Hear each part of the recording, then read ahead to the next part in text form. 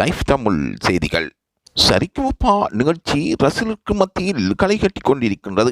2024 வருடத்தில் 4வது Sa Re Ga Ma Pa senior round நடைபெற்று வருகின்றது. அதில் பல போட்டியாளர்கள் நாடு பூராக்களிலும் இருந்து கலந்து கொண்டிருக்கின்றார்கள்.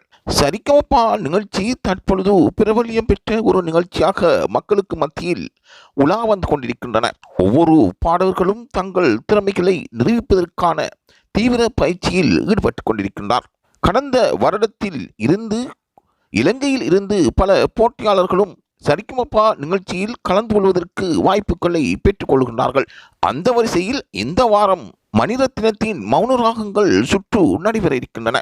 பல பேருக்கு மத்தியில் இந்த மணிரத்னம் இயக்கிய படங்களில் இருந்து இந்த பாடல்கள் வர இருக்கின்றது.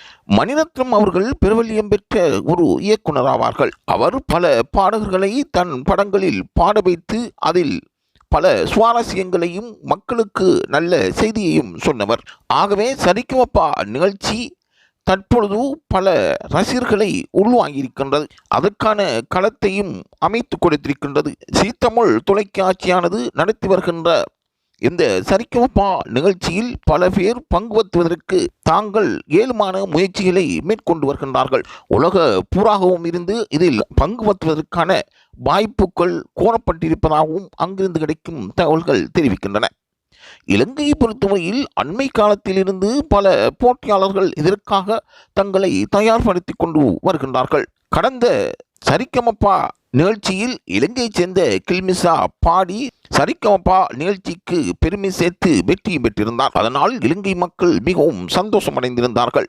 இந்த வருடம் மலையகத்தைச் சேர்ந்த இந்திரஜி அவர்கள் கலந்து கொள்வதில் மக்கள் பெருமிதம் அடைகின்றார்கள். மலையகத்தில் இருந்து அசானி அடுத்தது இந்திரஜி என்ற நிலைக்கு மாற்றப்பட்டிருக்கின்றது. இந்திரஜி அவர்களின் பாடலை கேட்பதற்கு மிகவும் சுவையாகவும் ரசனையாகவும் இருப்பதாக பல பேர் கூறியிருக்கின்றார்கள்.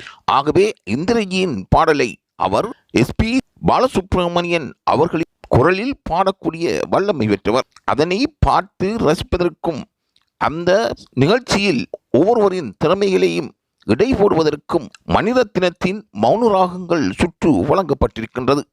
ஆகவே இந்திரஜி இந்த நிகழ்வில் எவ்வாறு தன்னை தயார்படுத்திக் கொண்டிருக்கின்றார் என்பதுவே இங்கு இருக்கின்ற ரசிகர்களின் முக்கிய கேள்வியாக இருக்கின்றது. ஆகவே இந்திரஜி மௌன ராகங்கள் நிகழ்ச்சியில் பாடி வெற்றி பெற வேண்டும் என்று இலங்கை மக்கள் வாழ்த்துகின்றார்கள்.